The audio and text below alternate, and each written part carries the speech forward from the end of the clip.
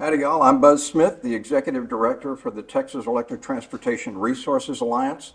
We're a nonprofit that works with the state legislature regarding electric vehicle infrastructure, incentives, taxation, and regulation.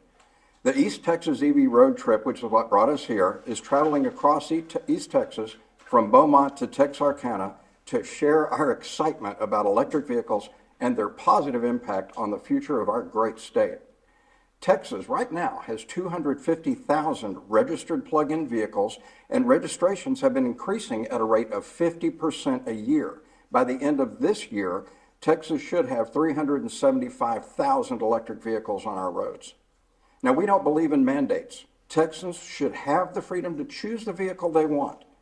That being said, those of us that have been driving EVs for years know both the benefits and the challenges of driving them. And that when people get correct information about EVs, they'll want to try one for themselves. Now, our mission at TxETRA is to solve the challenges by working with Texas leaders and to give the EV experience to as many Texans as we can. Part of that mission 5 years ago, we started designing the roadmap for electrification. Where the chargers were going to go. Right now, the NEVI funds is rolling out. You're going to see every county in this state get a high-speed DC fast charger as well as other chargers.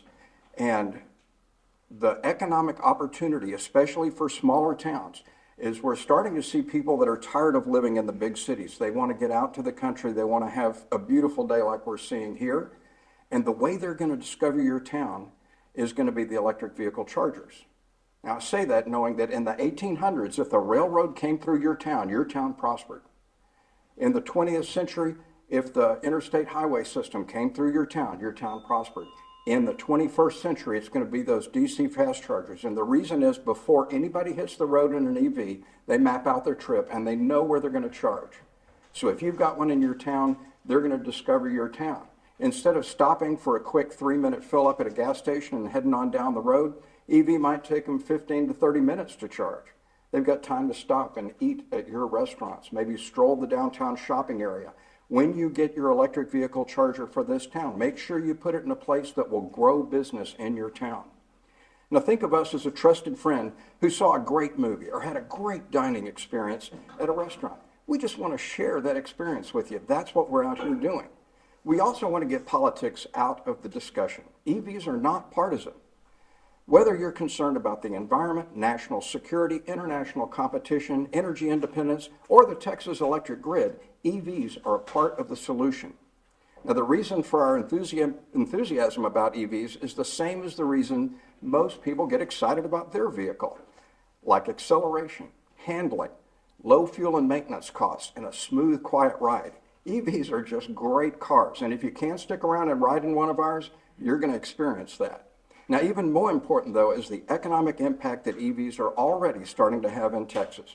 Factories are being built here. The Tesla Gigafactory, Wallbox and LG charger factories, and many more are in the works. That means jobs and prosperity for Texans.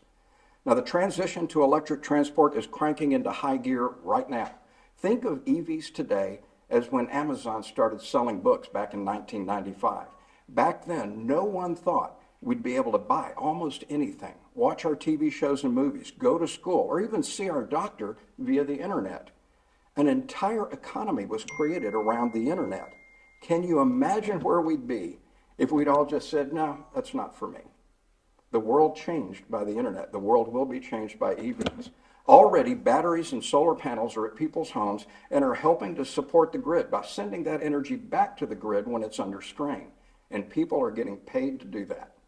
Soon the batteries in EVs, as well as the huge batteries in trucks and buses, like the school bus you're seeing outside, will be able to do the same and become a source of income for EV drivers and for your school districts. Now, we can't predict all the positive changes that EVs will bring, but we know the ingenuity of Texans will show the way. Texas led the way in agriculture, cattle, oil and gas, integrated circuits and computers, space exploration, and wind and solar energy. Texans have prospered from those revolutions, and the move to electrification will continue that great Texas tradition. Thank you.